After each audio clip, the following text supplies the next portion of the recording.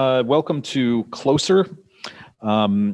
This exhibition highlights 3 artists from the 2020 Futures Rising exhibition. This exhibition is expanding conversations about the artist's work regarding color prejudice, hegemony, and an exploration of life's mysteries. My name is Sean Barnes, and we are live at the Leonor R. Fuller Gallery here at the Kenneth J. Menard Center for the Arts at South Puget Sound Community College. And before I introduce our artists, I'd like to acknowledge that South Puget Sound Community College sits on the traditional lands of the Medicine Creek Treaty Tribes, which include Squaxin Island and the Nisqually Indian Tribe. The 1854 treaty ceding these lands is still in dispute, and all who are not Salish people are visitors here. With this awareness, we pay respect to elders past and present of the Medicine Creek Treaty Tribes and all Native peoples. So our 3 artists tonight are all Olympia-based artists. Sandra Bocas was born in Venezuela and grew up in Trinidad. She has always been fascinated by the character and the soul behind the mask, which is revealed in her startling array of women's faces.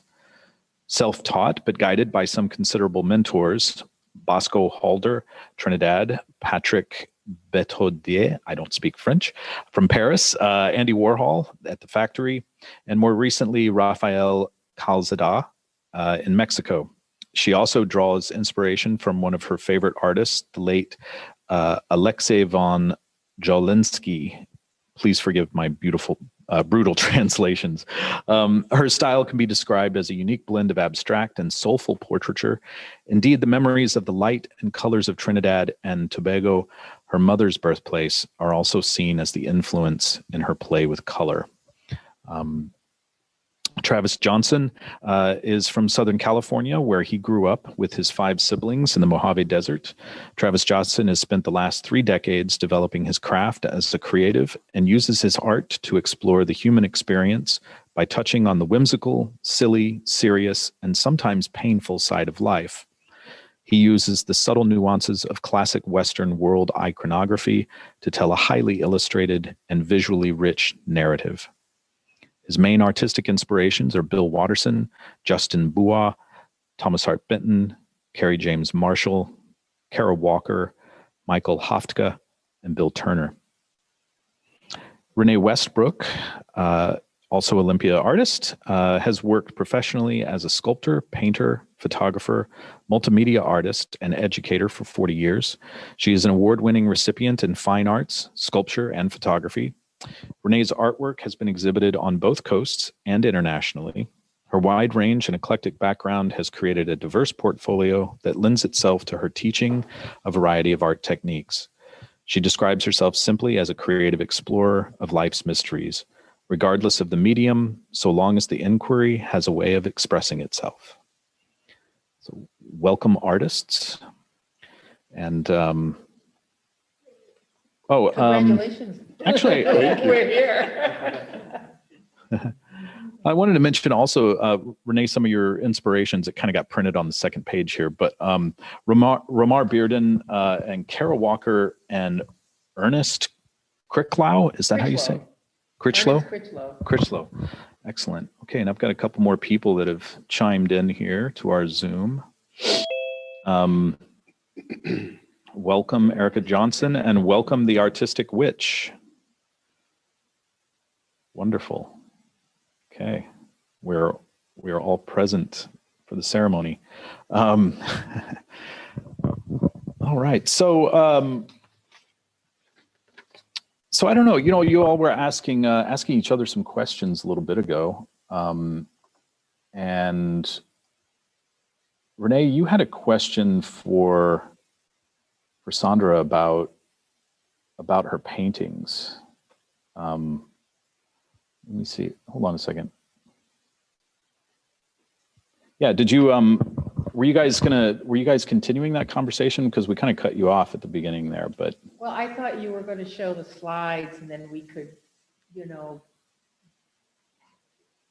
connect with the artist based on what we were looking at. Is that how you wanted to? Yeah, if you guys want to look at slides, we can do that. That would be great. Yeah. That would be a good idea. Okay. Well, we'll start with Sandra then, and Yeah, I'll Sandra's just good. share the screen Sandra's here. always good. Whoops. Let me share the screen here. And Rene asked me, how did why don't you phrase it, Rene? Phrase it. how Okay, you I think. was curious. There are 5 images, the larger one in the middle, but they were all the same woman. And I was curious whether it was a printing technique or you can do a mono printing where it's just one, but you can do the ghost printing from it. So I was curious as to what the technique was. Not so much the painting, but just the outline of the woman before you painted her in. Yes, well, my idea was to show one image, and the only thing that would be different would be the color, the hue, which is the subject matter of the show, at least in part. And I wanted to show that even though it's the same image, and if you have a slightly different color, how would that influence the viewer? Just the color. A slight hue, how would that influence the viewer to like, dislike, bring up feelings within themselves, and many other aspects of the mind. So I had these, I had the main painting scanned, and then I painted over these scanned prints like this one. Yeah, I love With slight differences. I love her. Yeah, she's bodacious, as they say. So, yeah, so lovely, so cool. And Yeah. love the lipstick color, of course, Yeah. the pink Right. lipstick color. And actually, this is a beach in Trinidad called Maracas Beach. And it's a beach of my childhood, so that's why it's in the background. But that answers your question. I Yes, think. it does. Yeah. Do you mind talking a little bit about just the kind of to the line of, to the point of technique on the hair on this one in particular? It almost feels like when I saw it up close, there may have been a rubbing of some sort. I don't know, maybe you can give information or maybe not. But that's a question that I had. So how did I get the different textures Yes. in the hair color? Yes. Well, each one I did do that individually, as you can see, because each one has a slightly different Yes. texture, tone in it, and it just went together with the skin tone. And once I changed the skin tone, the character of the person changed as well. So I had to make the hair to go along with the character of the image. So each one is different and rather like it. Beautiful. Thank you. Thank you for sharing that. Yes.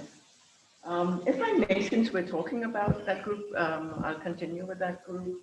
I was very, that same group, yes. I was very touched by the vertigo. It's a new word that I picked up on, and it's the different skin tones on the one person, where it's dark and light. And I did a little bit of research on it, and I went on Instagram. I have had so many followers because of this, young people writing to me saying, thank you for showing this, thank you for showing this, because we are not seen, we are worse than black, we are worse than white, nobody sees us, we're ugly. And it just opened a whole new door to me, that some people are complaining about, a hue of color, too much, too this, too that. And here are these people who, one little girl from Brazil said, some days I feel like a monster. I don't want to go out. People call us names and things like that.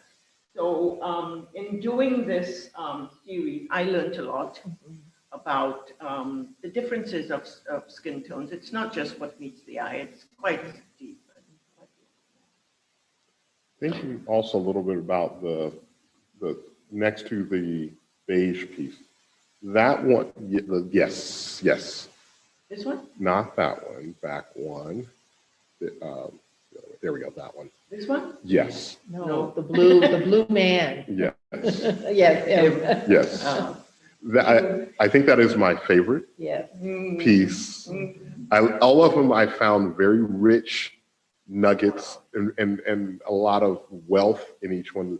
That one just, and I don't know if it's, I don't think it's just that it's the size. I think it's just all of the, so I don't know if you want to think about or express or talk about how that feels now that it's set in this space, and then where will, maybe how will that inform or influence works after this show?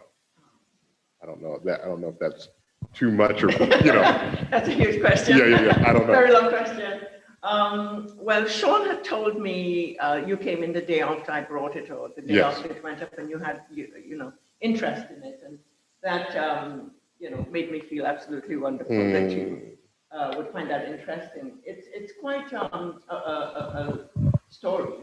First of all, the title is He Black Till He Blue. This is something that I grew up with in Trinidad, how people would describe very dark-skinned people. He's so black till he blue. And which it really means is that when the light hits the person, like on the forehead or the nose, highlights, it would come out blue. Bosco Holder, who is an artist from Trinidad, that was his signature, so to speak, and he taught me a lot about that. I did this because I wanted to show that he black till he blue. This is not a Caucasian, this is not a Negro face. This is a Caucasian face. So I played with the whole idea that it's so ridiculous anyway, to even think of like black and white. But he black till he blue is also a group of people that came from America after the slave trade was finished. Before actually, they escaped America and went to Trinidad, which was a free country. And they went, they lived in the South, and they are very dark skinned, that came from a particular part of Africa. And they're actually called American in Trinidad because they were from America, which is quite so funny.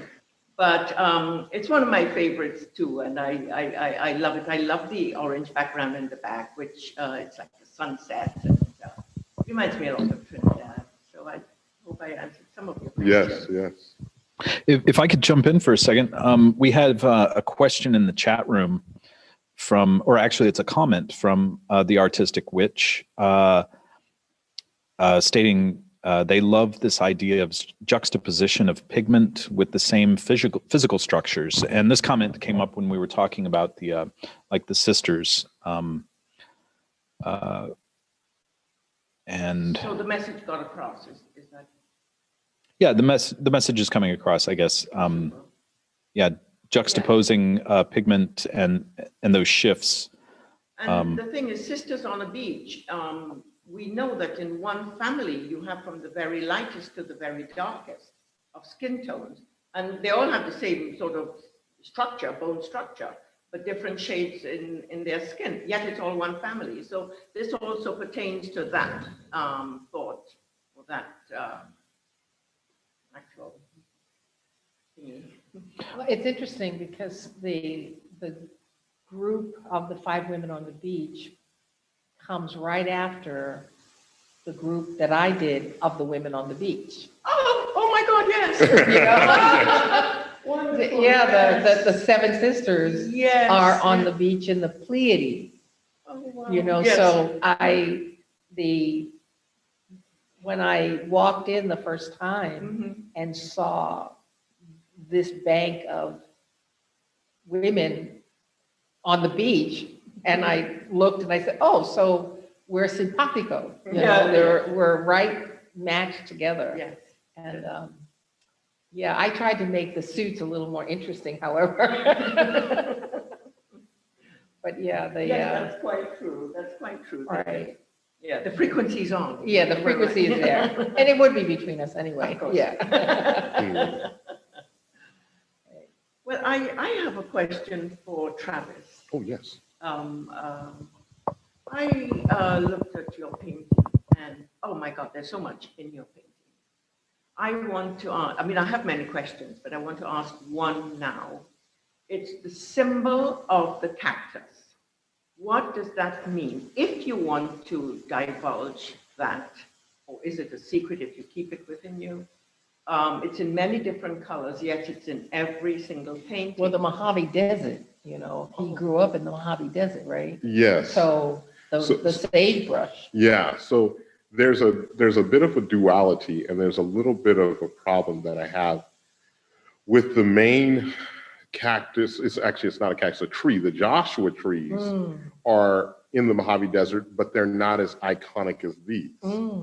So these are not actually in the Mojave Desert, but I can make that mark and everybody knows what it is. And it has that duality. And it still is reference to where I grew up. So these are all supposed to be desert, where I grew up. And that one is titled Mojave Green. And that's for the snake that's out there, the Mojave Green snake. And there's a quote that I heard, and I'm not getting it right, but here's the paraphrase, and it said, man created gods, and then man created money, and then man made money his god, and then man made deserts. We talk about food deserts, social deserts, real deserts, from how we've depleted. So I really like to play around with the harshness of the desert as like a symbol of maybe transition, a symbol of growth, a symbol of being pushed to your limits, because there's always a scarcity of water in the desert. And there's these real extremes in the Mojave Desert. It gets extremely hot and it gets extremely cold. And it's extremely dry, and it's just not a lot of water. So even with modern technology, it pushes you as a person to a very vulnerable place, a very scary place. The desert is extremely dark at night, and it's a lot of wild animals, and everybody is, even the animals are in the same mindset. They know that things are scarce. So that's kind of what I try and pull on and really set like an environment and put these different images and forms in that environment. And I'm very familiar with it. I've become very comfortable in the desert and in, with all the wind, that, sand blowing in your eyes and just all that harshness. So it's kind of like symbolic, and it's also a feeling, a mood. That's does it give you a comfort when you paint that and you put that into your painting? Absolutely. Yes. Okay. Yes, my spirit settles. Yes. I'm home. Okay. I'm home. My question would be the one going back one with the face. Yeah, it's almost like if you look at some of early Picasso and the Cubists, Rock and Picasso, where the face looks like it's looking at you, but there's another section, looks like an ear, but it also looks like a nose and a mouth, like they're two faces. You know what I'm saying? It looks like they're two faces, and at first you are not sure what you're looking at, because you're not looking directly, the painting is not looking directly at you. One is looking off and the other is looking askance. And so I thought when I first saw it was very unnerving, because I was so disoriented in trying to discover what it was I should be seeing. And yet the more I tried to figure that out, the greater the mystery, the more I got, caught within that background, that gold, yellow, mustard background. And yet the face is very, very powerful and questioning and almost alarming to confront. And yet I couldn't take my eyes off of it, because the mystery kept coming at me. And I thought the size too, you can walk right into this painting and get lost like you can in the desert. Yeah. And I just thought to actually pull that off as a painting is quite astounding. because when I was a student, one of the things that professor used to say, and then I adopted that later, is where can you enter in the painting and where can you exit? And because the image, the face is so imposing, it's almost like you can't go around him. He's almost like the giant, you know? Mhm. And yet there's that little space at the bottom, the little white opening that's unpainted.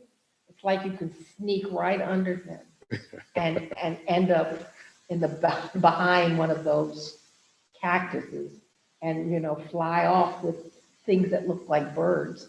And I thought, how clever to keep that opening there so that one could enter the painting and exit. And as an artist myself, I'm always looking for the illuminous aspects of what the creator is, you know, trying to show me.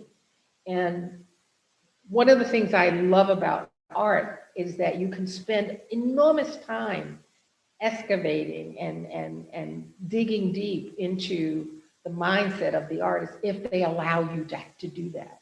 And you give us so much to annotate. You know, we can look at this and go, that rabbit, that, you know, if I go down that rabbit hole one more time, Right. I just can't help myself because you insist that we don't turn away. I mean, it's really both the polarity between yes and no, up and down, in and out, screaming and laughing.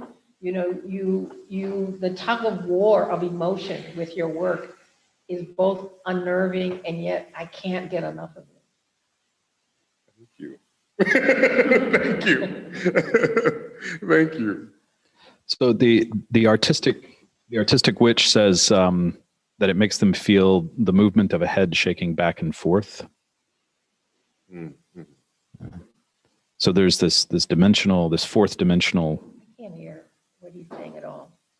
I can't hear you at all, Sean. Okay, well I can speak up a little bit. I just have a microphone in front of me too. I don't want to be too loud, but yeah. So the artistic witch says that it makes them feel the movement of the head is shaking back and forth. Oh, huh. Yeah. When I look at this, I feel that the being in this painting has just realized something. It's a moment that something happened. He got it. He has wisdom. He realized something. And it could be anything, but it's just that moment of realization. Could be anything that the viewer wants to see in it. But he's got wisdom. He got it. That's what it says to me. Of course, the colors are just so tremendous and takes you on that journey with the yellow in the background. You can just get out there and go where you want. But I love the eyes, and I love what the eyes tell me. Like, I got it. I know something. You know, also it harkens back. This is back in the 70s in New York, where I'm from New York. And there used to be, you know, 183, you know, when people started doing graffiti Yes. on the walls, Yes. on the trains, on buildings. Yes. And 183 was a big name. You know, Banksy would be the equivalent of 183 in New York.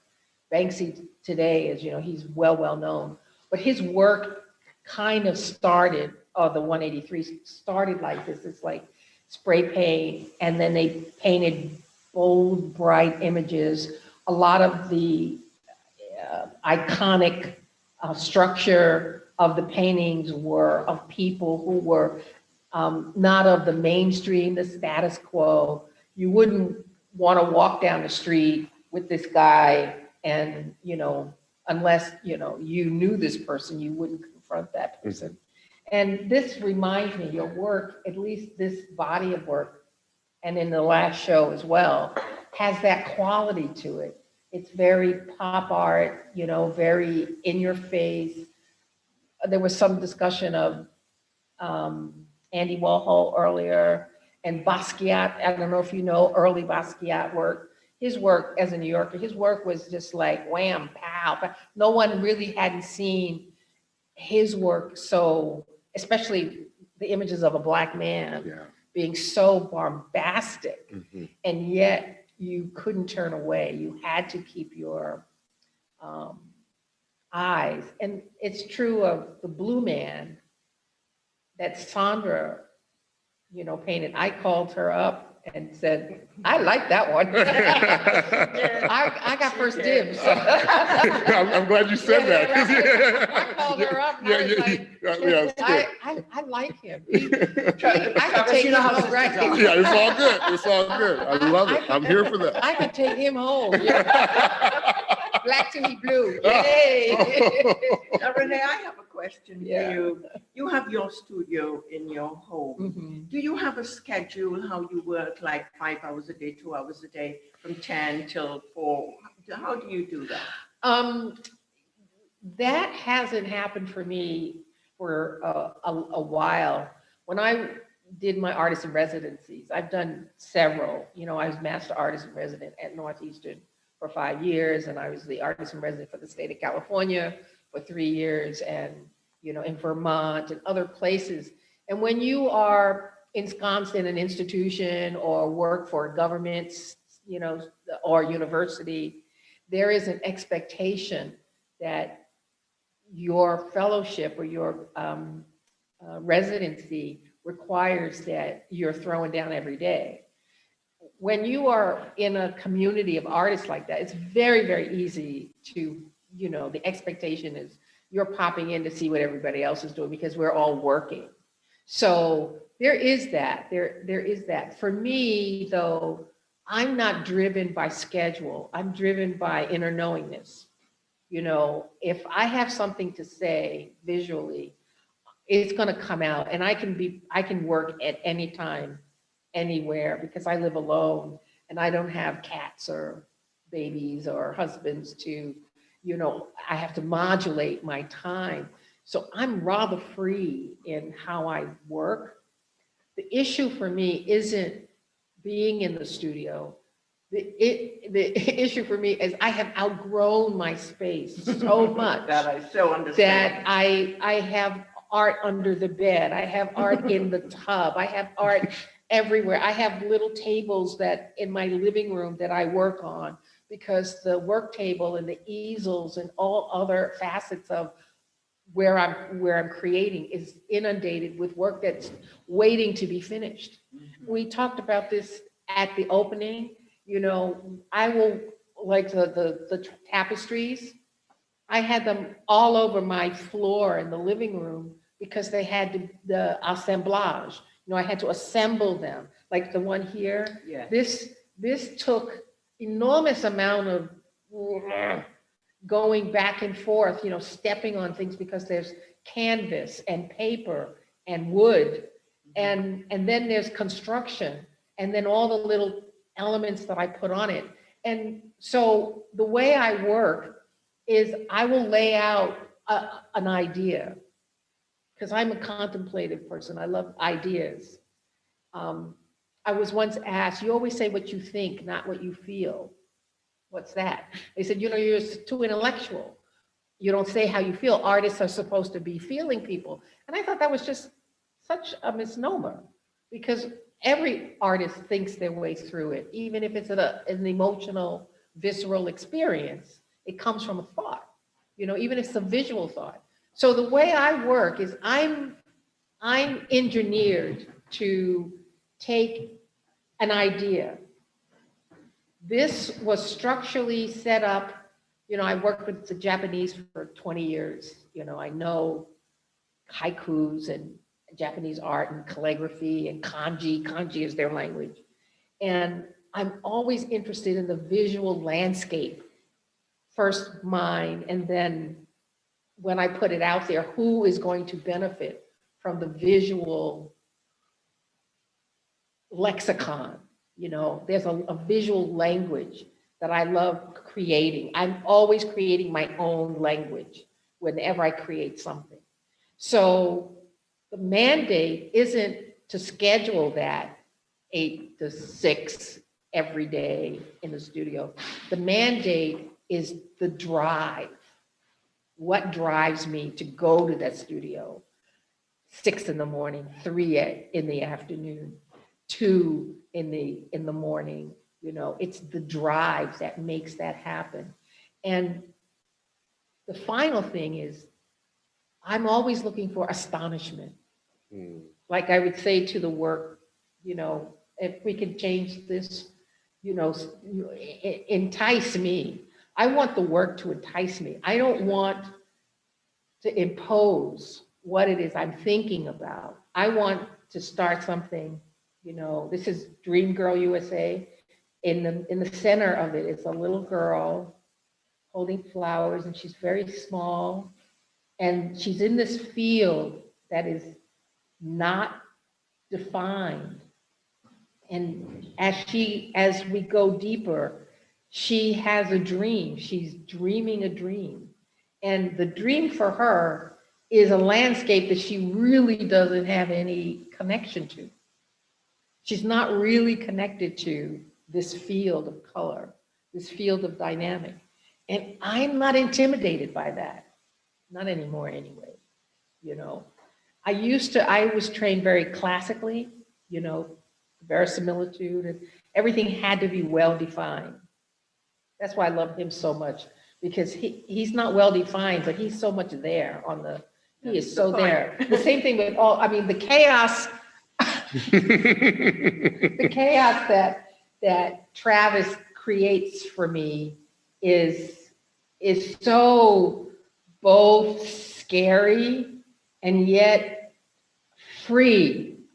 You're so free, and you populate the passage of imagery with such power. And so when I work, I want all of those elements there, but I want to bring you in. I want the seduction to happen.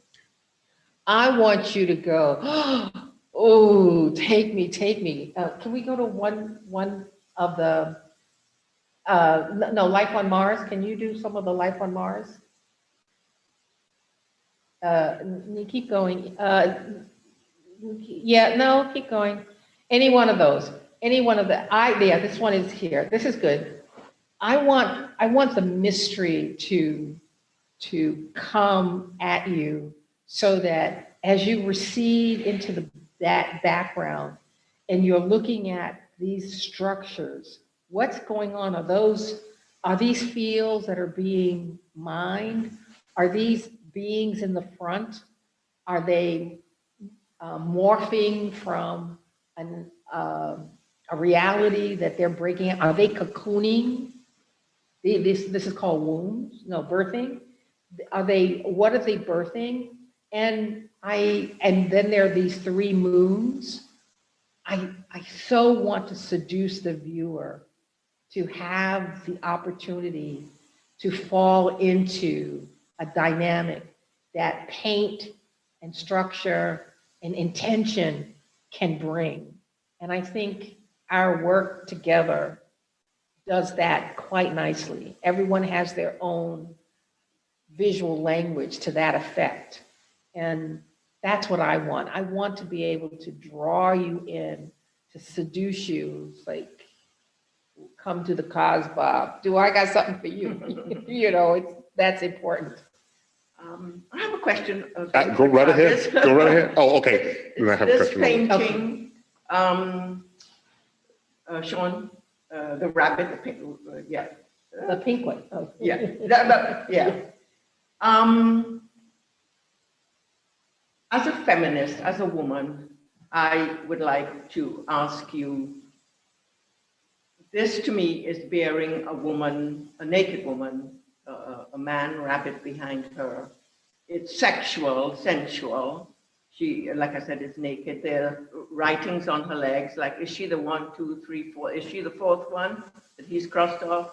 What is actually going on here that you can talk about or wish to talk about or say anything about in terms of the sexuality in this? And it's put out there. What is your intention about talking about the sexuality? To reflect our culture. Okay. The awkward truth. So to reflect the culture that we live in now in social media with how we present ourselves sexually. And this and the conversations that I hear from women that are much younger than me, 20 years younger than me, and the way that they take control of and say, this is what I want to put out. And this is how I want to be seen in the world. And then that misunderstanding of that, the conversation, I heard this phrase the other day, our statement when someone said, I'm a sex worker, but that doesn't mean I owe you sex. And that's what that awkward spot of and just the animal and the human, putting that together in that form, and he's kind of morphing, and then you get the tears that there's this kind of longing that we have to be seen and to be understood and to be cared for physically and cared for, and then just thinking about all the things we do. Like we work really hard to get care, but we do all the things that don't give us care. The awkward truth. So that I could go on quite a bit on it. Yes. Does that? Yes. Yeah. Okay. Yes. I mean, it did. I walked in here. And, wow. Yeah. And there's this kind of like, never before in history have people been able to use like OnlyFans and put themselves out sexually and get paid for it through social media. And they're in control in one aspect, but then the company that does that, the platform that does that, they're in control, exploiting on a different level. And you get these layers and layers of this exploitation, and then you have this volunteering of it. This is all free. And so it's me just sitting with that awkward truth, knowing that really we just want to be like a safe place to let our heart rest. Yes, I thank you for that answer.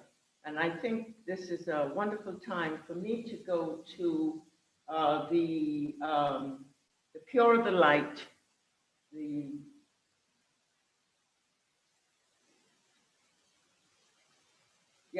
Pure the Light. The Pure the Light, the deeper the blue. This entity is so sweet to me. When I paint, each single painting is absolutely unique and individual, except of course when I did the scans for a certain point that I'm making. Each painting is absolutely individual. I wait for the character to come, and the character normally comes when the eyes come in. And then I know what type of being it is that's coming in.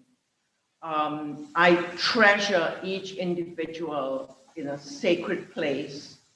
I wait for them to tell me what to do, which is what you were talking about before this.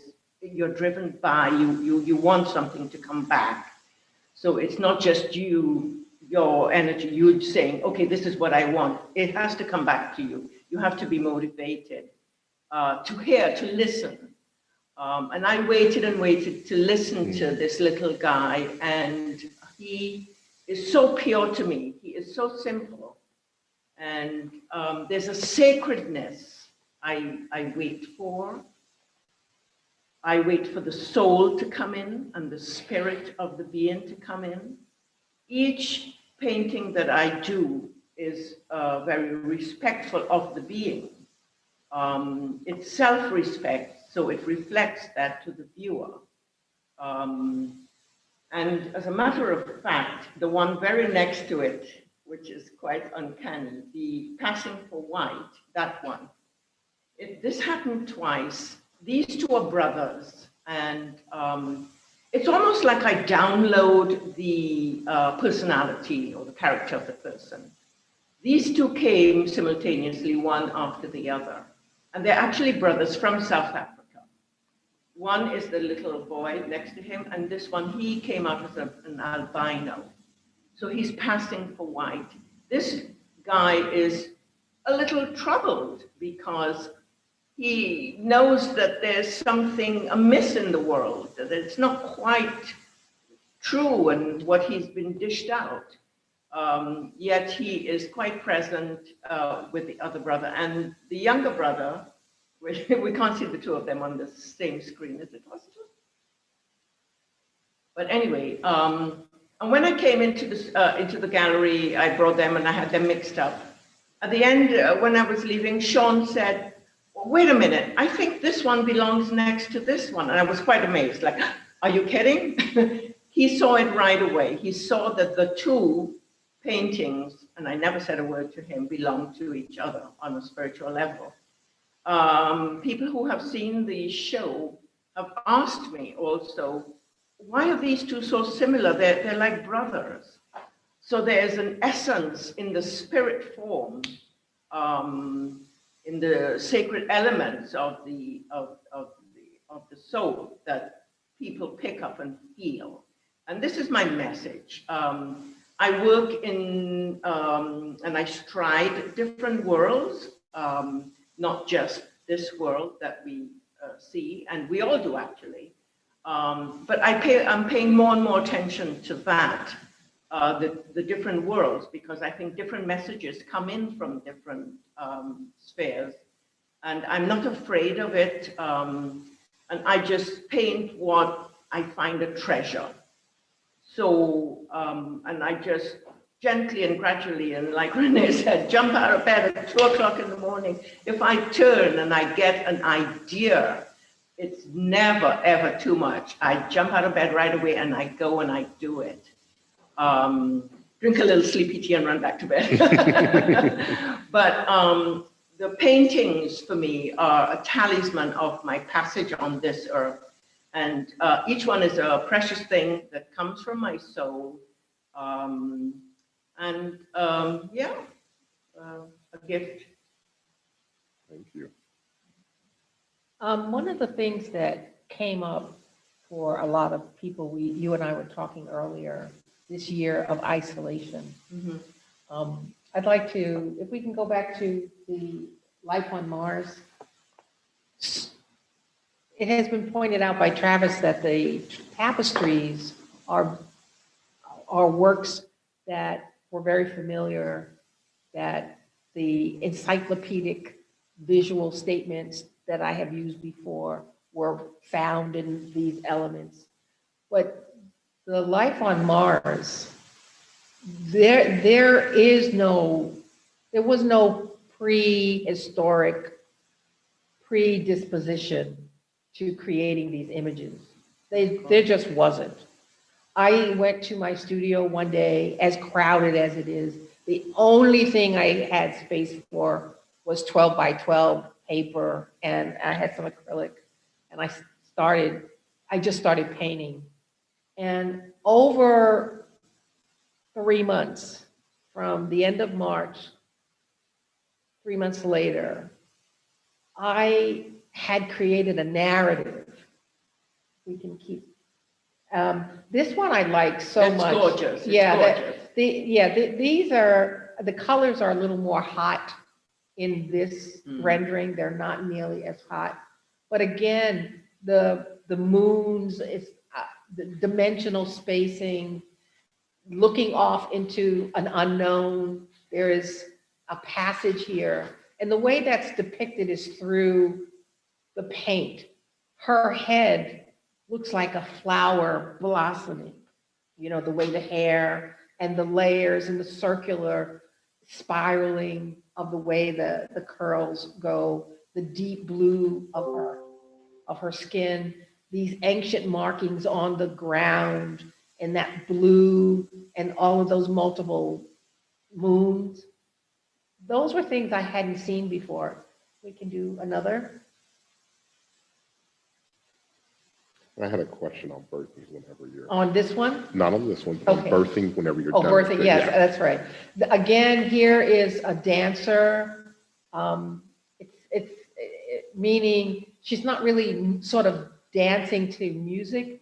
There is a realm that she's embracing, and it's really me going into an unknown space that has elements that I have no idea why they're there. I just know they need to be there. And when I started painting, the freedom to not have to design it from a realistic, well-known, familiar space was so exciting for me. I had rarely entered a space like that because I am very didactic. I am very intellectual. I am very knowledge-based. You know, when I was a young woman in college, I did abroad. I studied abroad, and I went to the British Museum, and I was looking for cuneiforms and pictograms, and they were the things that were really interesting to me. And if you look at any of these drawings, this work, these paintings, they all have little pictograms, and they all have etchings and markings of ancient writing. And I mean, you'd have to go really close, like the show says, closer. Yeah. Right. Next, can we see more? Can we see more? Yeah, hang on. Okay. Oh, this is another one. This is the twins, you know, and you see at the bottom of this, the markings, all of these ancient scribing, these twins who are dancing with each other. And the little, you know what those markings are? That's Braille. That's what I feel. That is Yeah. Braille. And these circular discs that hovers above them, and they're wearing blinders with these little slits in them. And I have to say, without a doubt, I was as captivated by them as people who look at this say, what is going on? Where were you? I have no idea. I was able to leave the pandemic. I was able to leave the space where I couldn't leave my house. So instead of going in, I went out. I went out of the realm of a known space. I would leave my room and go into this world. And I did it day in and day out, day in and day out. And I never knew what was coming, what would show up. It just showed up. Each element was in its own way a new experience. Can I see another one? Oh, she was actually the very first one, Tiny Dancer. This girl, this is wood, painting on wood. The others are painting on paper. No, the last two were wood. This is painting on wood. And she was the first one that I started. And she's upside down. I had no idea. And it's like when someone asked me, why is she upside down? In the peacock dress. You know, the peacock is the symbol of the immortality. And I thought, you know, our world has been turned upside down. And we're holding on by just one little thread. You see the one hand? She's holding on by this one little thread. And I thought this was so powerful for the narrative of what was happening in the whole country. Everything was turned upside down and twirling. Yeah. Can you go back to wombs? No, birthing. Birthing. So this is wood, that's paper, right there. Okay. So there's this piece, and then I'm so stuck on the difference between the sections and the narrative that I feel like I see it as there's a close narrative and a very familiar narrative. I think I said that in the opening reception. And then there's a narrative that was maybe a little looser, or maybe a little further away in maybe familiarity, but not articulation. Between the tapestries Yes. and... Yes. Okay. Yeah, Well, but I do have a specific, with this, just seeing the birthing and just seeing the moons, the multiple moons, makes me go to a cycle and birthing and the womb and the cycle in connection to the moon and the moons, and just the multiple moons makes me think of, you know, a numeric, you know, and then there is that seductive, I see hips. oh yeah, of course. And then there's the little markings there, the in between, they're playing a totally different role and kind of giving space for the other softer lines and softer lights. And then they also remind me of cactus, you know, in the desert. Just thinking about this work, like the period of time that you created all, I feel like it was an outpouring. My question is, was there what did that faucet look like when it turned off? Did it turn off? Oh, right. And then what does it look like now going forward as you step back to the canvas or whatever you, I don't know if you can speak to that. I do. So, Sean, can you go to the Seven Sisters, to that, because that, okay, what you just saw, there are several areas that it kept changing. There was no endpoint. There has not been an endpoint. So of the bank of work, these were the last ones. These were the absolute last ones before I did the show, before I came to do the show. I was painting these the week before I had to surrender the work. Got it. And as with Sandra on the beach, these are the Seven Sisters on the Pleiades. So my vision is the beach there in that space. Birthing those women, it's like these came out of that. They birthed these. That was the next realm that I was going to mine without knowing specifically. Okay, more? Okay, again, this is swinging in outer space. Okay, I'm game. I had no idea about it, but the freeing of it as paint, to paint such vibrant colors, form in space, these blue bodies. To me, it was everything I had known, especially as someone who was classically trained, to go from the copying of the Michelangelo body to being so free that I can just do this is remarkable for me. And this year of isolation did that. The next one. Yeah, look at these girls. I was having so much fun. By the time I was doing this, I had the music. Oh, can we go? Okay, we can stay here. Okay, that's fine. Go to the next one, please. Yes, these girls now. This painting, more than all the others, hit on where I've been trying to go with life on Mars. Underneath them is the night. So you have day and night at the same time, rendered in one visual form. And for me, as an artist, you want to use your paint as your language. You want to use the ideas as form and content in space, okay?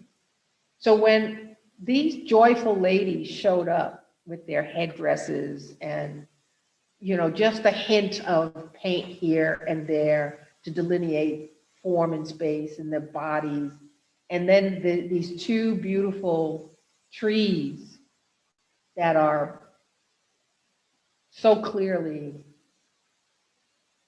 dusk, you know, from sunset to sunrise, you know, to me, life on Mars wasn't really about the narrative of going to another place physically, that I had to go to another place in order to be renewed as an artist, you know, and this body of work more than anything was that.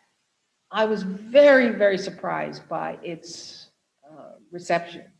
So many people were really roused and conjured a joyfulness for them. If I can interject here with kind of some questions and please. comments.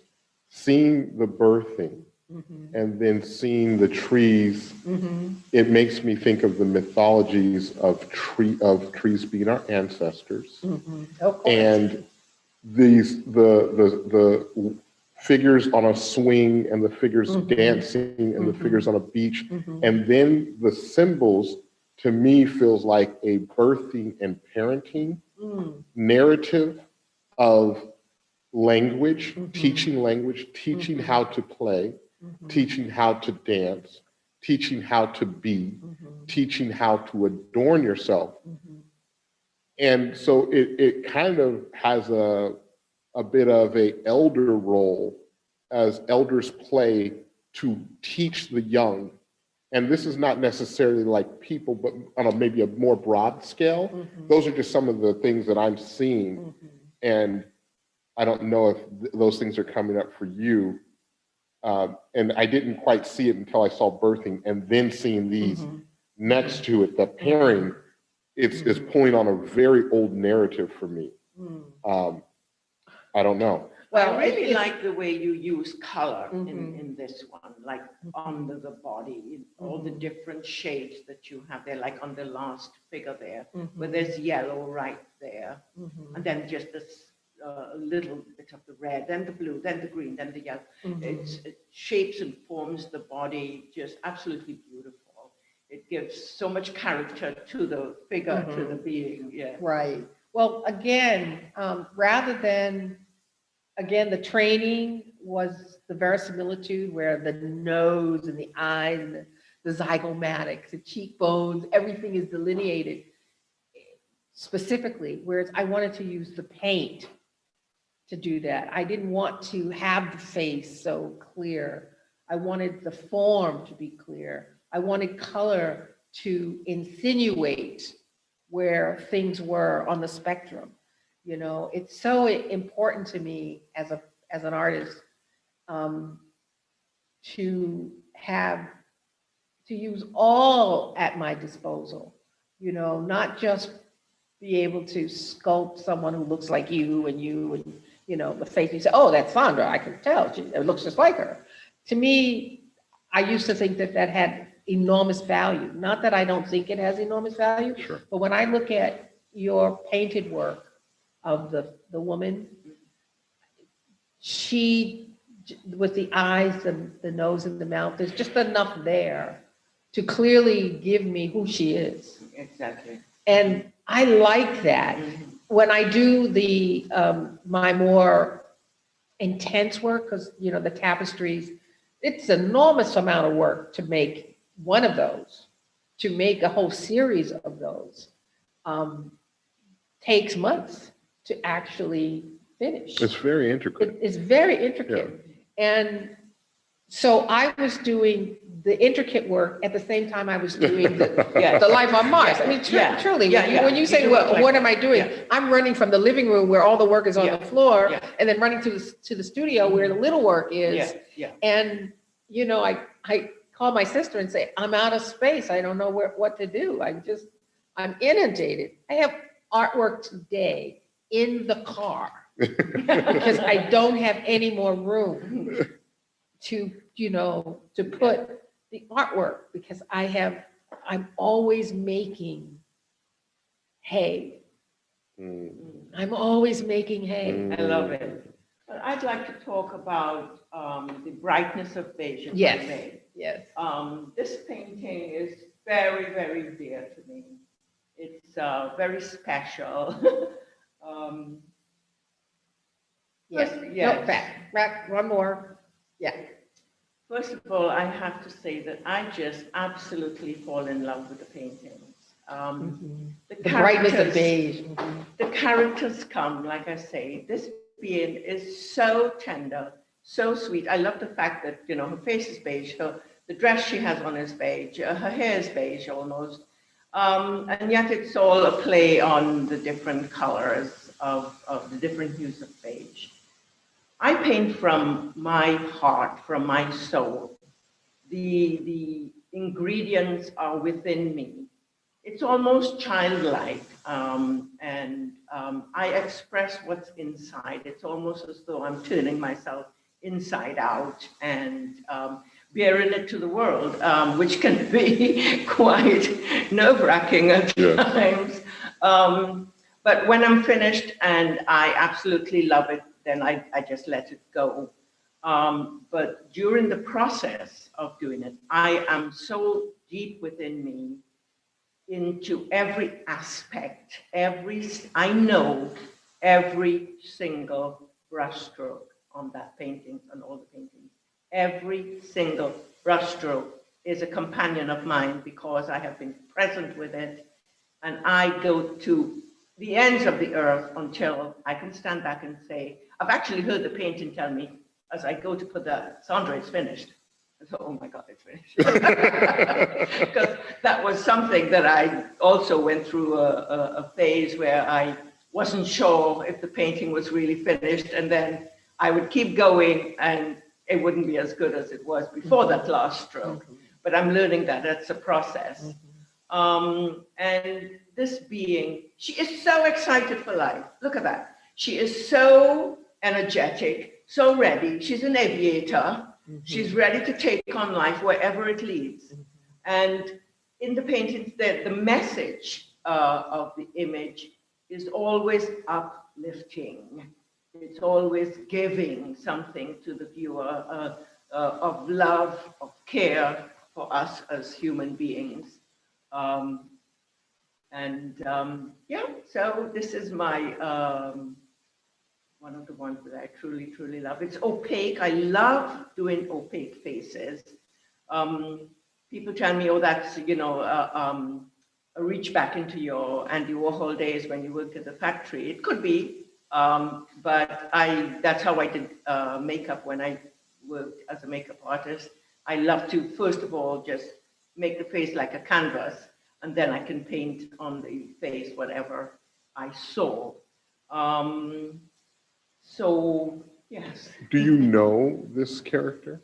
Yes. Okay, that's By what the end of the painting, I know them very well. Okay. It's them revealing themselves to me. It's not me putting myself on it. It's each, like her smile. Look at that. And the little blue on the side with the yellow. I'm about to like take that out, and I hear and I see, don't do it. Yes. Leave it alone. Yes. So I pull back and okay, leave it alone. Every single stroke there is like a message given to me from, there's a conversation between the paint from the image to myself. It's a back and forth. And like you mentioned, Rene, how you said to your paintings, this is what I want. This is what we do as artists. We go within and we are in conversation with the piece of art that we're working on, and it feeds us back. It gives us something. So we're in a realm all on our own, whether it belongs to this world or not. We bring it in from other worlds, from within ourselves, that visit other worlds, and we bring it into this here and now. But before it comes into this here and now, it's traveled many places. So, yeah. I would like to go back to one of Travis's, the man with the, him. That's No, Travis. him. That's Travis. Yeah, Mojave Green. I don't know if you've, the square head, the top, the eyes looking off, this full-bodied lip with the neck that's very full. There's it's almost like a tree stump. You know, he is so rooted there by the shapes that you create with the paint, the juxtaposition of that mustard color against that hot pink, against that powerful red. It's more red in the video than it is in real life. But the thing that is so poignant for me is that little red flame-like circle at the top.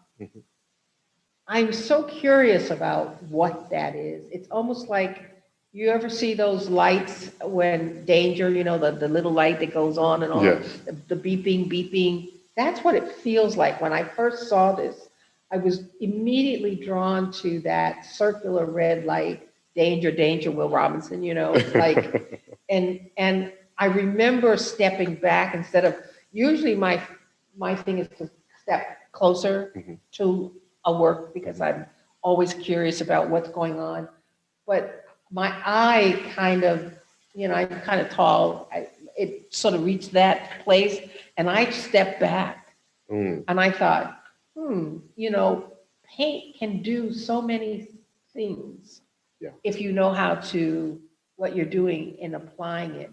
The juxtaposition of color, you know, that mustard, and if you look on the color wheel, what is the opposite of that? Same thing she did with the gold and the blue, you know, the green and the yellow with the beige that she had. You know, those are juxtapositions. If you look at the color wheel, what's the contrasting color? You know, we're taught very assiduously that you want contrasting colors to make the main color pop out, right? So you set us up, but then there's this pale pink that is interrupt, which pops the green out, this day glow green of the snake. And it makes, with the eyes off, it makes him very sinister. And, you know, I mean, Mojave green, you know, it's like, yikes. Yeah. And I'm so, I have said this to you 2 and 3 and 4 times now, that work this brave is just not something, I mean, I do very intense work, but it's still within a construct and an intellectuality.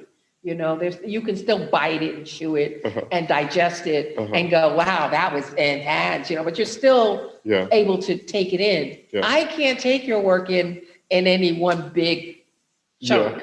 I have to go, okay, all right, I see. And you know what she asked him about when Sandra asked you about the woman? I never even saw that. Wait, which part? This one. I never saw it. The woman? Oh, right. I never. Oh, got it. Yeah. I never saw the full. Because I was still on the part that I could digest. The rabbit. You know, and remember I told you earlier, I'm not going down that rabbit hole? Yeah. When you and she were discussing that, it took I had to, I'm surprised she even brought it up. I mean, because now when I see it, I see it. I see that there's a voluptuous breast and a big behind there. Yeah. And I see him clutching her from behind. And when Sandra said, is she the 4th one he's marked off on her leg? I am seriously going, yikes. So my mind goes to, I don't know if you want me to respond. Oh, why wouldn't you? And make sure you talk about the little teardrops coming out of the rabbit. Because that's intense, honey. So there was this, and again, you have to bear with me because I don't remember all the details, but there was a time where it was a club, a comedy club that the comedians were being censored, and I think they were being fined and probably arrested for the things they would say because the guests say it was too harsh and too vulgar. Yeah, too vulgar. And one comedian said, remember, this is a family show. Yes. No, I appreciate it. I appreciate it. This is all safe. This is a family show. And this is on the image, right? So the one comedian stated that the things that he spoke about were a reflection of his life, and his life was not safe, and his life was not digestible. And he said a different way. And that's how I look at my art. This is all reflection of my dream states and my reality and places that I have been and situations that it's hard to even say them, that you know, places that you situate and you're like, this is real. This really happened, you know? And this is a safe way for me to process all of it. Right. And when I go with Mojave Green, that is me at like 13, trying to figure it all out. I see that. Yeah, that's why I want to go back. And that to was 19. right when my neck started getting thick. You know, I was becoming who I am now. Yeah. And then, and it was out there in nature. I was out with the Mojave Greens where I lived. It was not a city, you know. So, but then there's a technical side to this painting of that hot pink in his flat top. That just really just breaks up that black. Right. And just, and the black doesn't get to overpower and make it imbalanced. So it's like a little technical side there, but then it's a symbolic side of that being the top chakra, and that, and how we express ourselves through hair, and how we express ourselves through the different chakras of our body, and the different temperatures, you know, like you see the kind of orange, or it's a lot lighter in the actual painting. Yeah. But you see these, you know, when you get anxiety, and where does it sit in your body? Does it sit in your throat, your cheeks, and, you know, those type of things. But when I move to the fully triggered, I think I initially wanted these paintings, I thought of it being the center painting, and it looking to the awkward truth and looking to hope won't save you, but without it, you won't make it. And just having this level of acceptance of those realities and narratives. So yeah, putting sharks and rabbits in it and making a little bit of abstraction and a little bit of symbolism, for me, helps me process the human existence and story, you know. And that is the role of art. I mean, What's really. what's the name of the last painting there? Hope won't save you, Oh, yes. but without it, See you that won't make one, it. please? This one to me is like really, it just smacks you in the face. I have noticed since the pandemic that there is a lot more art about of women, of women's bodies, in all shapes, sizes, and positions. And I question that. Like, really, is that the only new horizon that, and a lot of them are women painting women as well. Is that still the only new horizon that there is? I would like you to enlighten us, tell us about this painting as much as you can. Also that little yellow piece, like Rene says, the piece that lets you out. Tell us about that piece, but about the beings in the front, the woman, the rabbit behind. I'm asking the same question of what you just asked. Is there anything more? Because this is a reflection of our culture. This is a reflection of people that I know and how they present themselves. And these are conversations that I've had with them of, is there more? Because they're presenting themselves in this manner, is there more? And of course there is. There's tons more. And it's all there, you know. And the graffiti forces you to not. The graffiti won't let you lie when you put those marks down. The graffiti will tell you exactly what it is. And so for me, my process is to literally just start putting marks on the page. I don't think about it. I don't think I don't pre-plan. And then I let the painting guide me all the way through and take me in. So this is where it took me. And it's just the subconscious, me trying to hold on to the subconscious. And there's a little bit of technical where I kind of think a little bit maybe about composition afterwards, maybe. Most of the time not at this stage. So the little rabbit is kind of that character that is deeply flawed and deeply broken. He has no arms and no legs except for, I'm sorry, he has one arm. His fingers. Yep, around her. Right. And Almost around her neck. yeah. And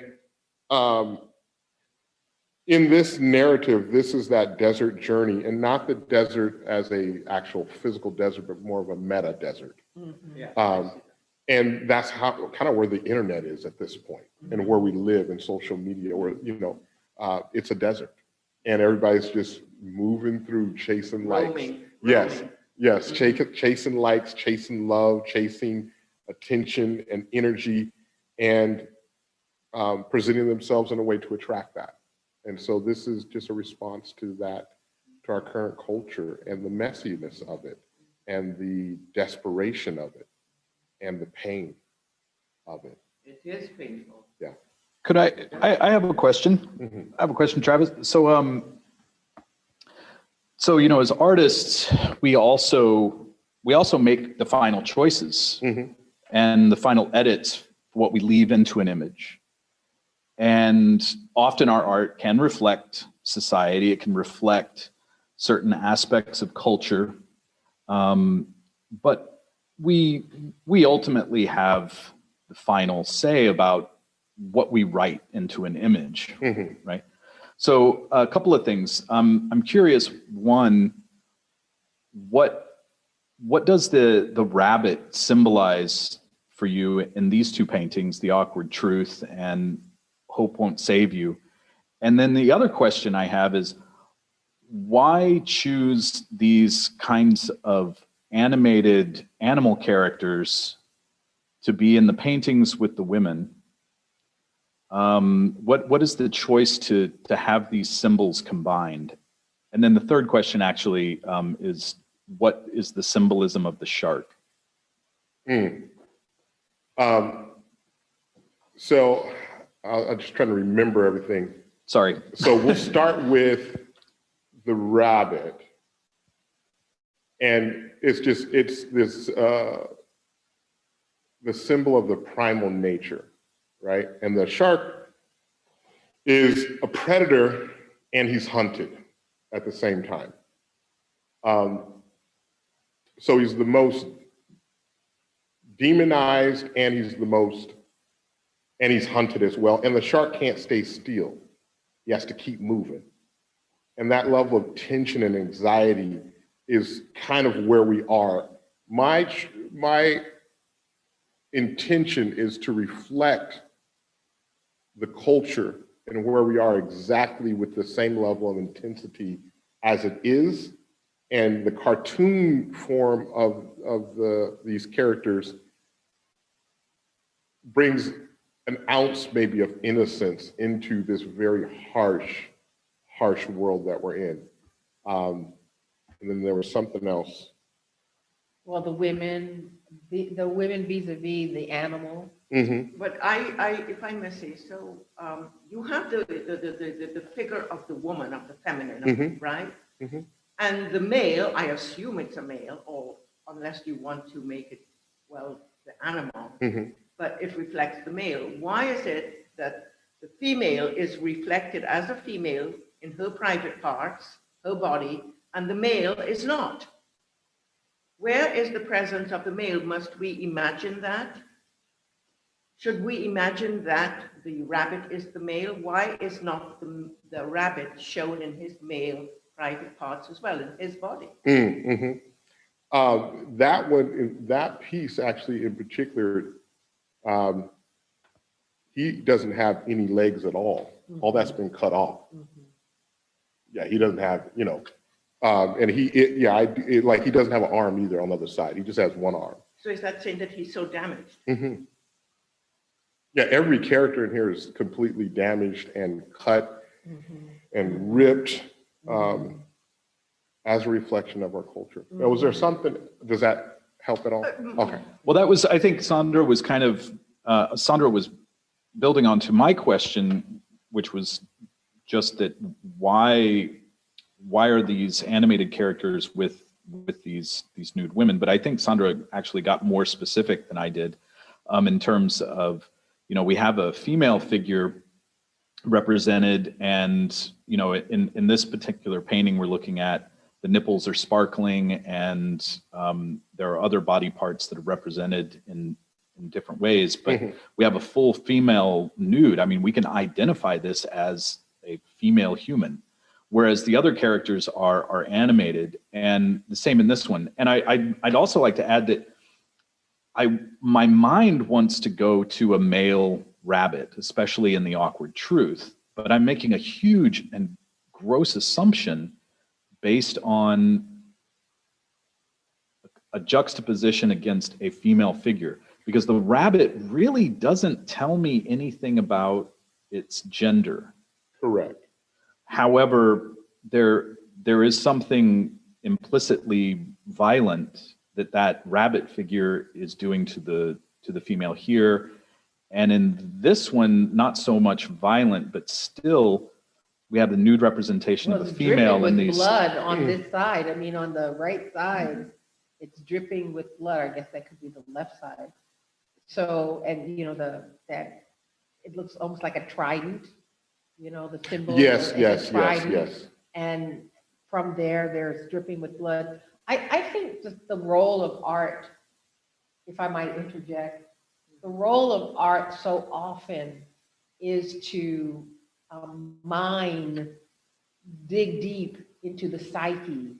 And any artist willing to unearth the depths of the sometimes horrible aspects of what we live the day to day is quite brave and quite astonishing. This is, like I said, it's very, very unnerving, but I constantly turn back to it because I want to see what it is you're trying, or you are uncovering. You're not trying to uncover it. I'm trying to understand what it is you're saying. And as disturbing as these images are that Sandra has brought, like I said, I didn't even see that was a woman. Yeah. And I saw the head, but my body recoiled so much I never even got to clearly see that until you pointed it out. And I was astonished that I hadn't seen it, I just went right over it. Well, she certainly went to the beauty parlor. She's got a lovely. Right, that's right. pink, With the long eyelashes eyelashes. and the other ones. So, but Long nails. the whole circumference of the outline of her body with the full breast and the way, if we did this from a composition point of view, the hump here with the circular here, that there is some balance with the top of the, you know, the head of the rabbit here. You know, there's a real organization to what's in the foreground. It's like everything is in the foreground. There is very little middle ground, and whatever is in the background recedes to the point where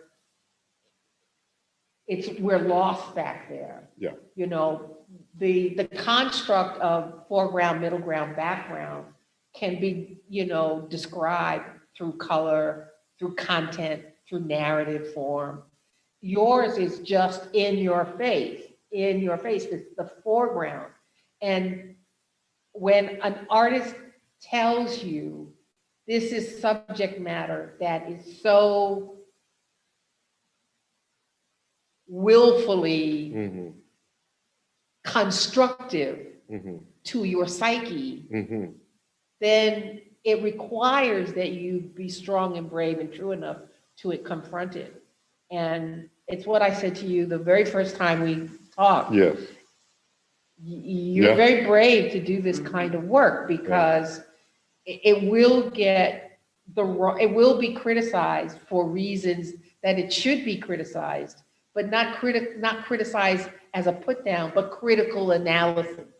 That's what I mean by it. I mean critical analysis because I don't see it as a critical thing. I see that it's taken me a while to confront what I'm looking at because you don't give me an out. Yes. You don't make it so pretty for me to go, oh, ow.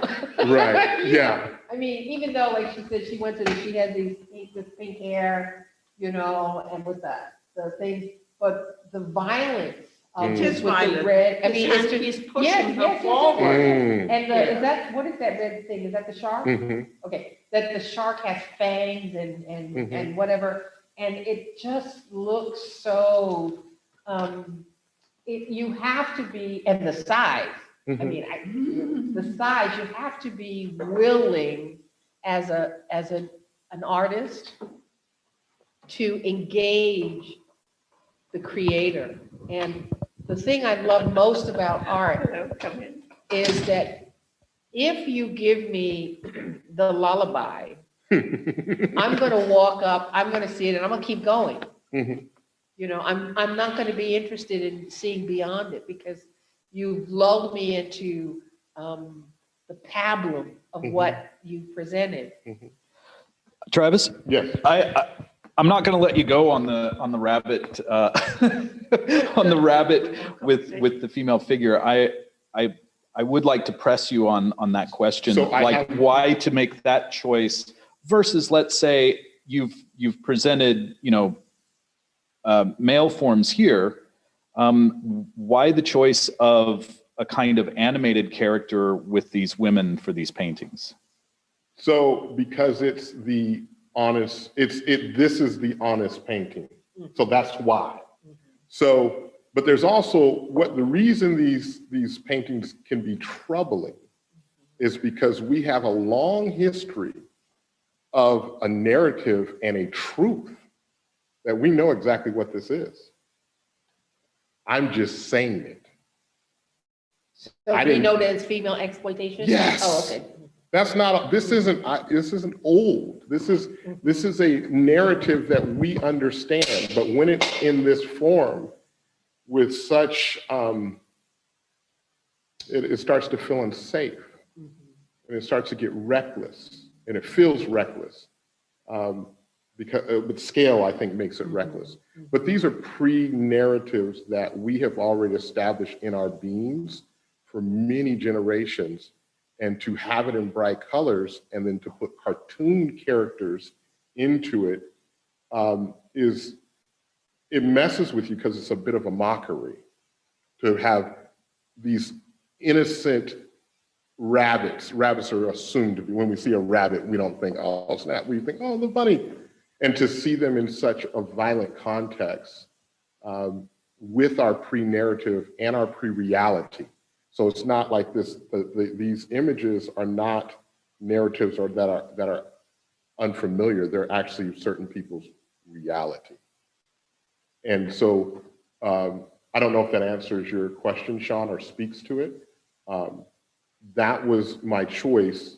That was why, because it's that, the culture is that reckless and that unstable and that disrespectful. I have a question. In this one, right, exactly, that's there. The teardrops that are coming down are not on the same line. It's not.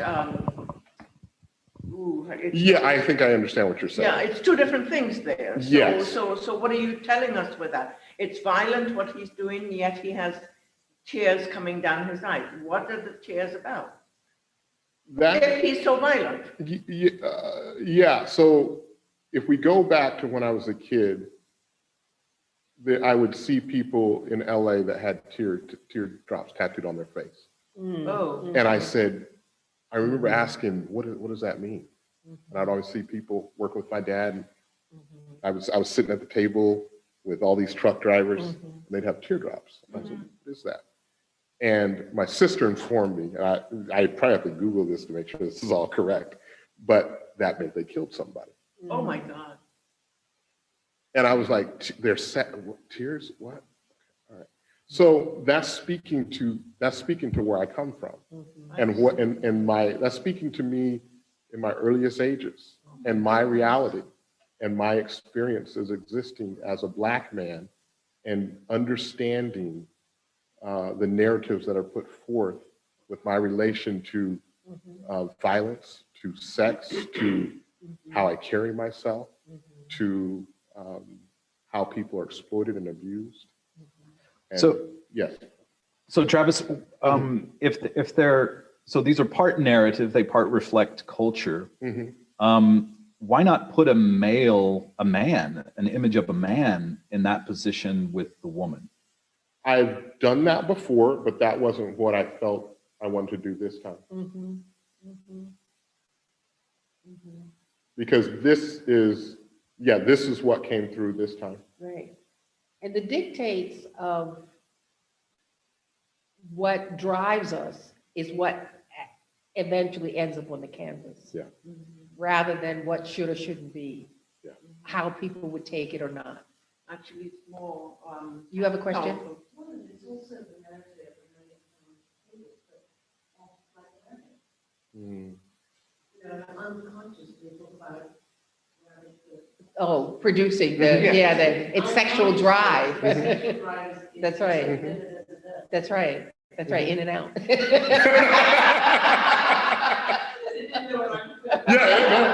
Well, I mean, this is the painting, so you know what I mean? We're all out there. Right. And you have to understand when Picasso broke the mold of the traditional painting salons back in the 1920s, and he and several other brave souls began to look at the modern way of expressing themselves with paint. It was considered a violent thing when he broke up the human body instead of doing the beautiful, Grecian form, and he had the body with spikes and the face going here and this way at the same time, and he eschewed everything that was traditional and normal. That was considered very violent. It was considered violent to the feminine, to the form. And so these examples of I had a teacher who would call this sledgehammer art. You know, it breaks the thing over your head. That's how you get to the next level. That's how you express a new paradigm. Now, it doesn't have to be this, because there's space for this, but there's also space for Blue Man, there's space for tapestries, there's space for, beautiful swingers in the universe, The dynamic, though, for art is supposed to speak to what is unspoken. Yes. And I think when I say to you that this is brave work, it is not stuff I want to live with. Right. It's not stuff I think I could make and understand it in my soul, but I'm glad there is someone who would make this work and confront the reality that this is a real thing. You don't have to watch porn, Right. to know that it exists. Yeah. We know that it exists. Yeah. I mean, I was driving here, right? I heard on the radio that of the 109 people missing in some Western state, 77 of them were Native women. And they talked about sex trafficking. 77 Native women were missing of the 109. Yeah. And that's this. Yes. I mean, there was no visual other than that came to my head, but this, and he said it so casually, and now from the, this is the report from the police Actually, station. it's more dynamic because it's a rabbit. If it was a man, our eyes are used to seeing that. This that's happening here, this scratching and digging, is because our eyes are not used to seeing it. Right. Because And it's a symbol. Here's the thing: in order to be violent to another human being, you have to lose your humanity. That's disrespectful to the rabbit, but it's true.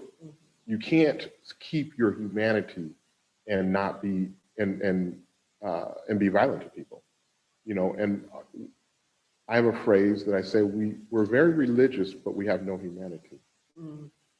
Very religious and no spirituality. Yeah. Right. Yeah, He same said thing. humanity, but it's the same thing. Yeah. So these this is I'm very pleased with these pieces, and very like, what's the word? Moved by them, you know, like they're painful for me. They're painful for me to talk about things that I've seen in places I've been, and family members, you know, family members that have just gone through. There's a phrase that said, she's not lost because no one's looking for her. Oh, So if I could just put that out there, that's what this is. thank you so much for all your explanation. I have a question that's for all three of you, and you've all been kind of touching on this through all of it, but I think this is a good jumping off point. As in terms of like working through ritual to either reclaim a surface or a color, or even through you know, the ritual of paint or the ritual of collage, which is a reclaiming act in itself. I'd like to just open it up for the three of you. I don't care who starts, but to talk about the art process as a way of reclaiming or reclaiming either identity or color. All of your work seems to be, you know, Travis, you were just talking about you know, there's a certain ritual to what you're doing. And I know in your other practices you talk about, you know, these rituals. So maybe Travis, you could start. Just sure, and maybe you can help rituals. Like, can you give me a little bit more on? Yeah. So in terms of like reclamation, right? So like in the paintings that we have here of yours, and you've alluded to this in your artist statement and in in your artist statement in terms of hegemony and masculinity. How does painting operate for you? I mean, what does that do for you in terms of a ritual act? Yeah. So I think it works on an intellectual level. It causes me to think about symbolism with content, and also how paint works together. Like as a painter, how colors work together, how colors work when you're doing wet on wet, how they work when you're painting acrylic onto spray paint, how they work when you're in different lighting, and how they work when you're either throwing the paint on or gently just brushing or just spraying. So there's like an intellectual way that it speaks to me and that it informs and that I learn. I learn how to be a painter. I learn how to create images. And then the symbolism, how they work together, every time I do a hash mark or an X, it sits differently with different content. For me, it's that early, it's the early form of technology and language. Is like the hash marks is like 30,000 years old. And that, seeing the utility of it 30,000 years later, we still can use it for an accounting type of apparatus, method, you know, utility. And then thinking about the X with people that couldn't write their name, but they could put a mark, and just speaking to that human, paying homage to this early act of mark making, this early act of putting your mark and making a mark with your body onto a flat surface. So there's a ritual in that. It's a very old practice. And when things fade away, it's the one thing that stays, is our art and our mark making. When a civilization is, you know, no longer here, typically the mark making is still around. You know, there's still traces of that, and it kind of tells us what was going on then in that culture and where we were going. So there's that kind of ritual, I think, that I'm engaging with when I paint, And then there's an intellectual when I think about just how these symbols relate to themselves. And then there's a calming of getting things out of my body and onto the canvas and distilling it in a permanent or semi-permanent state. Yeah, I really see these things coming through also in your choice of the choice of approaches to mark making, using graffiti, the marks of graffiti, and even the gesture of the graffiti mark, which is a kind of a reclaiming of the city, right? The graffiti is that marking territory and reclaiming the surface, and then also just the canvas itself is a reclamation, the blank canvas. So I see a lot of that, and then plus not abstract expressionism, but expressionistic mark making really speaks to that. Sandra, how about you with like ritual and reclamation? When I'm about to start a painting, I get very excited in a very calm way. I clear everything, I clean everything. Something is about to happen. So I start like that. My space is very clean, very clear. Unless it's a commission piece, I have no notion in my mind what's going to come on the canvas. So I sit with it. It's an expression of love. I'm in my silent inner space. I start to pull some colors out that I fancy. There are some colors that stay on my palette. I think they belong somewhere in my soul. So I pull some of those colors out and I have them around me to inspire me. The colors give me something. It's an energy that comes to my body. Then I start to sketch the face. And I'm in a very open-minded, open-hearted space of receivership. And my hand starts to work. And I'm happy. I'm in no man's land. And the image starts to come. As it starts to come, I work with it more. The energy is going. I forget myself. I don't know myself. I have no name. I'm just pure energy. And I work with that, go with that. And I see what keeps pulling me forward. So I'll go with it. And then whew, I might sit down after and like, whoa, what happened? And then I will stare at this image for as long as it takes until I see one dot, one stroke, one color that tells me something, that calls me. This could take hours, it could take days, nights. And I will wait patiently. That's the thing I'm patient for. I will wait until I see the next step. And then I will pick up my brush and I will go and do it. And then sit back down and look at it and wait again. What's the next step? It might be the tiniest tick. But this is my process and how I go on. And then, like I said, the moment the eyes come in, then the character has arrived in my sphere. And now we are comrades, we are friends, and we have this tremendous conversation, hours and hours of just being alone, like a lover, just tending to this lover, it and I. And Travis mentioned in the different lights, sometimes late at night, I have a very low light that's on the ground, and it just gives me a halo. And I like that. It's kind of like a companion, a late night companion. I like that. Or very early in the morning, or sometimes bright light. It depends on what strikes me.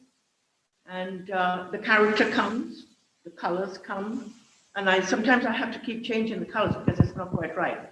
I don't use the wheel so much, Rene, maybe I should.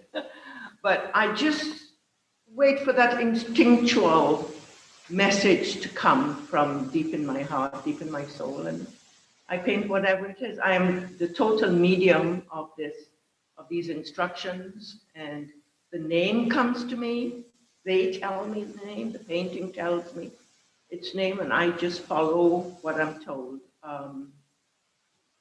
Of course, there have been a couple of paintings that have come that I've rejected.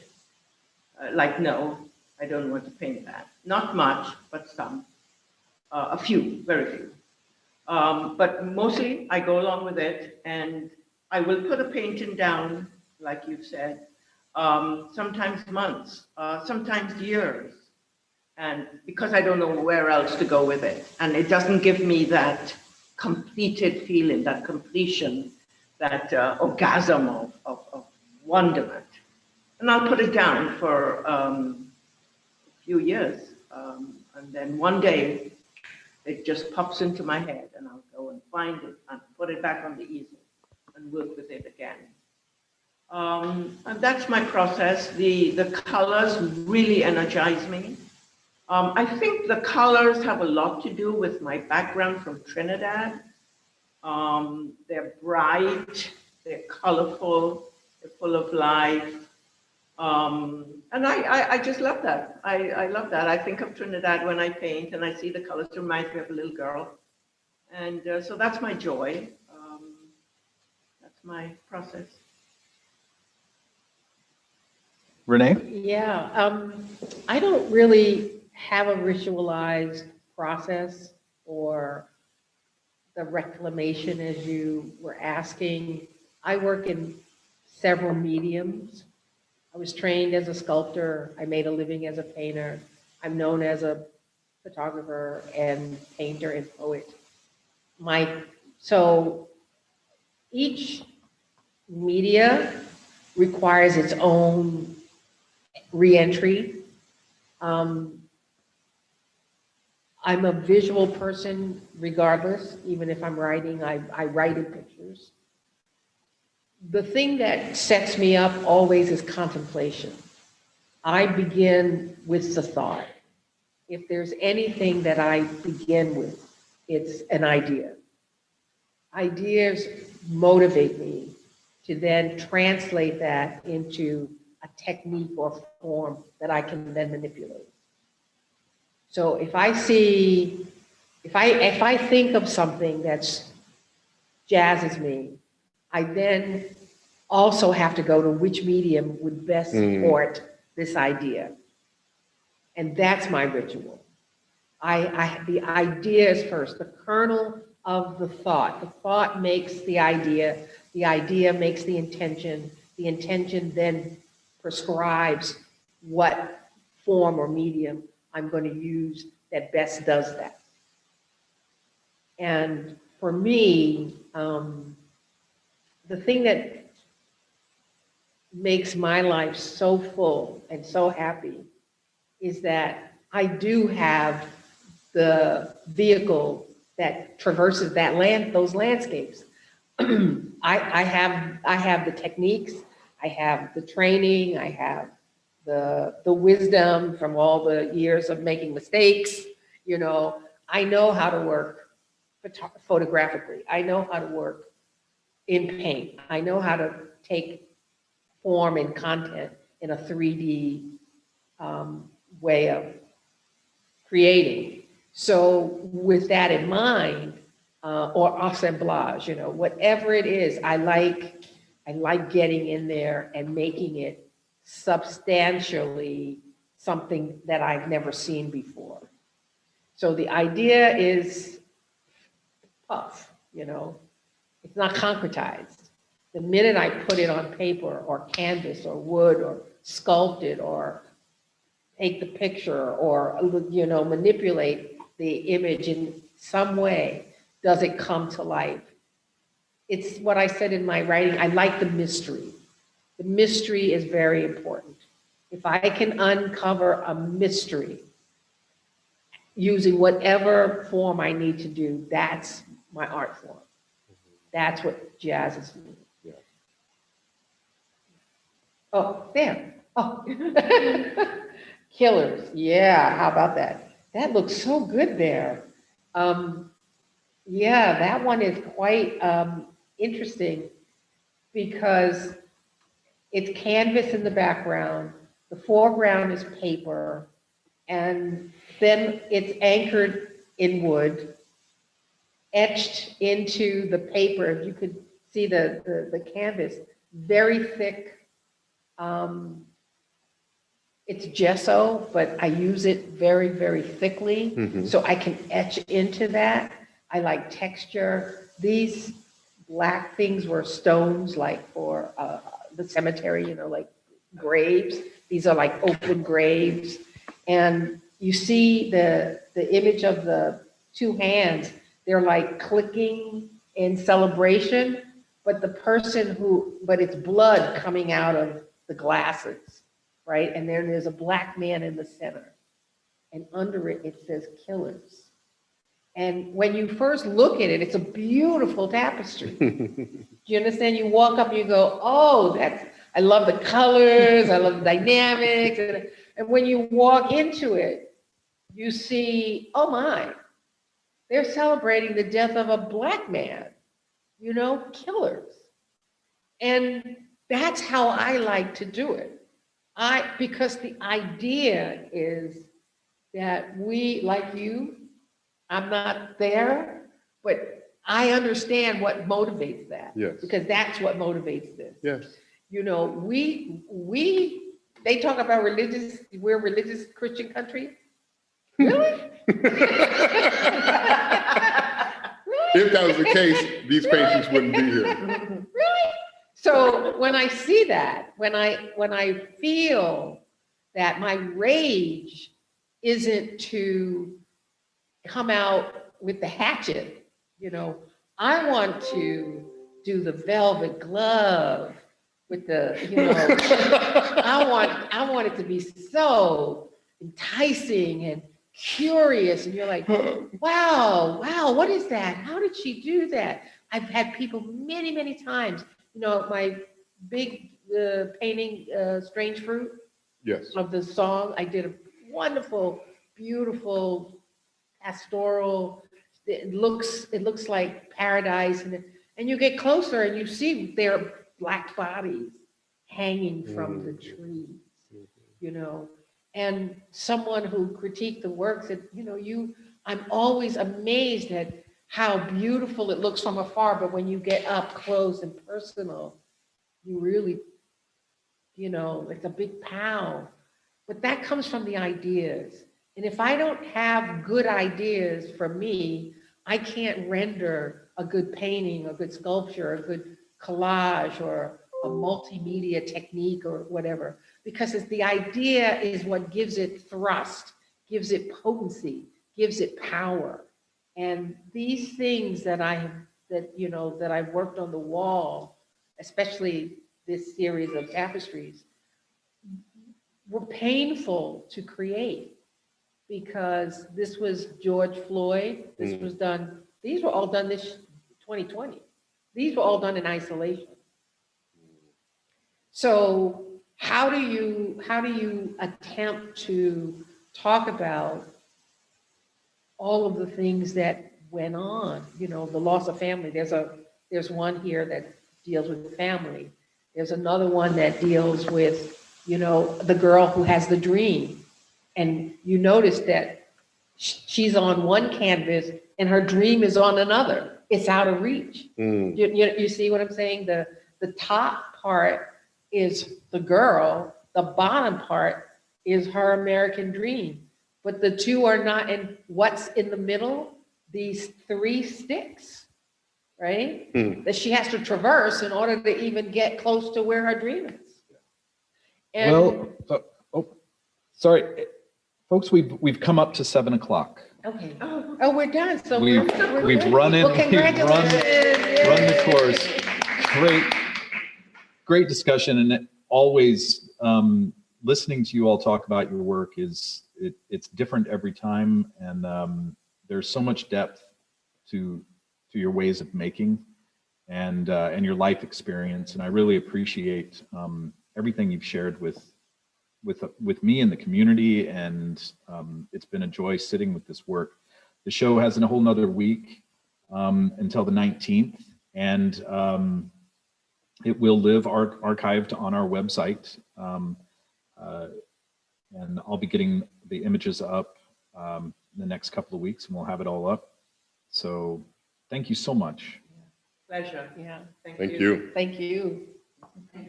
All right. Congratulations. Take care, everyone. Wonderful show. Thank you. Thank you. Yeah.